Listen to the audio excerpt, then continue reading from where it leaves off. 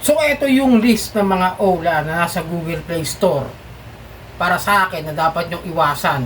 At talagang wag nyong susubukang hiraman dahil sa sobrang laki ng interest, pati na rin ng mga processing fee na ipapataw nila sa inyo sa bawat utang na gagawin nyo rito. So pag-usapan natin at talakayin dito sa ating bagong video at antabayanan ninyo at abangan ninyo kung ano-ano mga yon.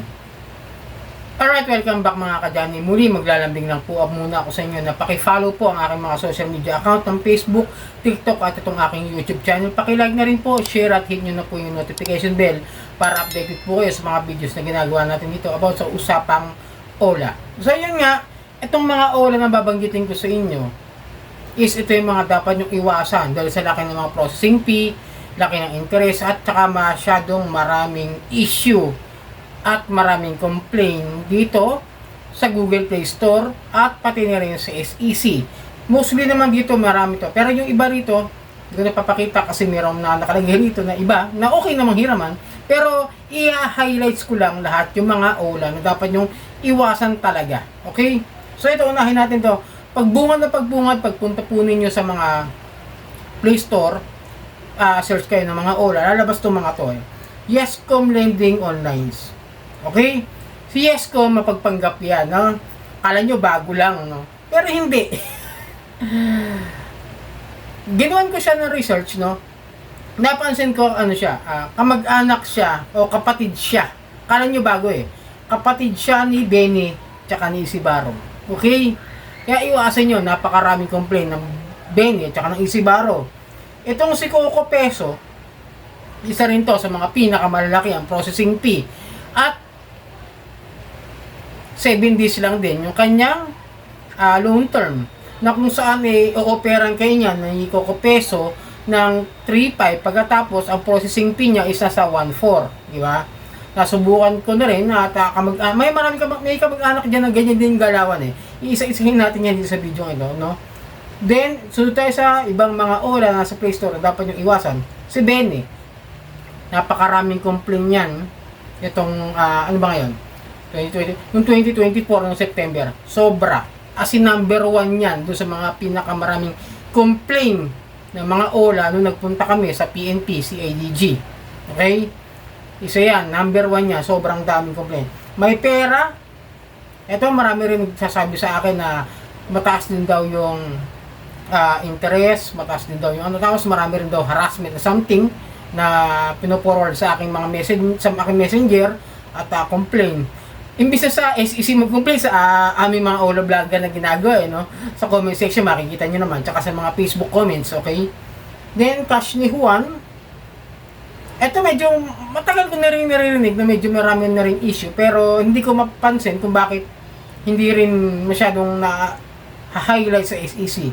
And then Pocket Cash, hindi ko maalala kung ito i-register sa SEC, no? Pero ano ko na lang siguro, i-review ko na lang ulit si Pocket Cash. Medyo nawawala sa isip ko itong mga ganitong klase ng OLA. Si Prima Loan, isa rin yata ito sa mga OLA na matataas din ng interest. Tandaan nyo, iwasan nyo na lang yung mga ganitong klase para kayo mismo mawalan ng problema, mawalan kayo ng stress bago nyo subukan o kaysa subukan ninyo, masubuting wag na lang, iwasan na lang. Madali Loan, ma-download nyo pa rin siya kasi meron akong mga nakikita yung Madalone, something like that. Pero ito si Madalone, naririnig ko na rin ito, matalas, noon pa. Si Madalone. Then, si Peso Cash. Pare sila ng style ni Coco Peso, tsaka ng isa yung Pinoy Peso. Itong si Peso Cash. Halos pare sila ng sistema ng pagpapautang, papahiramin ka ng 3.5, tapos makukuha mo na lang 2.1. Bali ang kakaltas is 1,400 sa processing fee. Okay? Then si Cashme. Ito yung mga nakikita ko kasi madalas sa comment section tsaka sa messenger ko tsaka sa GC ko, no? Then syempre hindi mawawala dyan yung pinakamataas na mga interest at yung number 1 talaga sa pagiging loan shark is si Digido. Hindi na mawawala ito sa Digido. Talaga number 1 sa mga pinaka-complain na mga matataas na patubo. Okay? Peso House, iwasan nyo rin. Tandaan nyo, medyo mataas din mga patubo naman. Mga loan shark itong mga binabanggit ko at saka yung mga matataas sa mga processing fee. Okay? Mr. Cash, eto medyo talagang hindi maganda yung naging experience ko kay Mr. Cash. Talagang nagkaroon ako ng stress dito. Tsaka talagang as in, ang laki na naging problema ko dito. Kasi siya lang talaga nag-iisang due date ko by that month na talagang nagka-problema ako ng husto. Talagang nagkaroon ako ng anxieties dito sa Mr. Cash. Iwasan nyo yan. Ang laki rin magpatubo nito for 45 days. Akala nyo maliit yung interest o yung tubo. Hindi. Pinampo-front lang nila yung pagiging 45 days. Pero sobra-sobra talaga yung kanilang interest na ipapataw sa inyo. Fastcash VIP, ito. Si Fastcash VIP, na-revoke na to noong 2019 or 2020, if I remember it correctly. Pero nandyan na naman, parang simuka-muka lang din yan, okay? Kasi meron akong mga nakita rito na hindi kasama ro sa mga na-picturean ko, na screenshot ko na mga OLA, okay? Casyola, medyo ito rin, marami rin akong daring na issue. Kala mo, ginaya lang si Casyalo eh. Pero si Casyalo okay naman yun, kahit nasabihin ko ng for my experience is 15 days lang yung kanyang offer na loan tenor, eh okay naman yung tubo, hindi ganun kalaki, unlike sa kanila. Iwasan nyo rin. Peso Ready, matagal na rin, parang kamag-anak o kapatid yata ni OLP, something like that, kaya iwasan nyo rin. Peso Kwento, ito rin yung isa sa mga pinakamaraming complaint sa akin at pati rin sa comment section ng Facebook sa mga OLA victims community. Easy Peso, ito ha, ulitin ko. Itong si Easy Peso, kahit wala kang utang, naniningil yan. Kasi nagkaroon na ng viral to eh. Diba? Yung kay artista na si Sunshine Cruz, nagkaroon siya ng issue daan about sa Easy Peso na naniningil kahit wala namang utang yung artista sa kanya.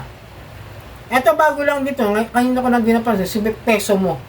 Wala pa ako masyadong review na nakikita rito, pero subukan ko by this next day para malaman natin kung anong OLA yung under neto at kung ano yung mga OLA na kadikit niyan. Okay? Pesos.ph, ito madalas din mag-text sa akin. Nag-aalok ng loan, pero hindi ko siya kinakagat. Ayoko. Iniiwasan ko. Then si Pita Cash, ito medyo marami rin complain, mataas din to interest, no?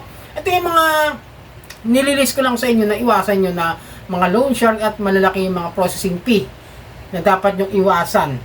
Tandaan nyo ha. Credit Cash, okay? Credit Cash is dati na nang na-raid nung ito lang January o February something. Basta na-raid siya. Kaya iwasan nyo na lang din dahil nga ang laki rin ng patubo nito at mayroon ding issue. Supreme Money Cash Loan App. Ito si Supreme Money, no? Parang ito yata yung may OFW loan na nagkakaroon ng malaking issue about sa kanila. Pero malaki rin daw yung patubo. Okay? Then itong Ucash, original Masaya Cash. Ayoko kung magiging masaya kayo kapag ito tinry nyo. Pero syempre, dahil nakita ko parang bago, eh maisasama ko na lang talaga sa mga OLA na loan shark at saka medyo magkakaroon sa akin ng issue. Dahil karamihan sa mga bagong OLA nga sa Play Store, eh nagpapalit lang ng pangalan o nagbabago lang ng pangalan kapariso sa Play Store. Tapos sasabihin bago kahit hindi naman rehistrado sa SEC. Okay? Then, siyempre, si Online Loan Pilipinas. Si OLP, medyo nag-issue rin ako dito. Pero, yung utang ko dito, nabayaran ko. Pero, after that, may nangyari sa akin third party collections na kadikit ng OLP. Na kung saan, yung utang ko raw, hindi ko raw nabayaran. Pero, nag-reply ako, sabi ko sa kanila, wala akong utang sa inyo, kaya please, manahimik lang kayo dyan.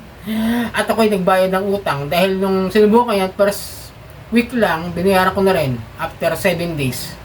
Nagkaroon man ako ng problema, isang araw lang yung overdue kasi kinapost ng araw ng sahod.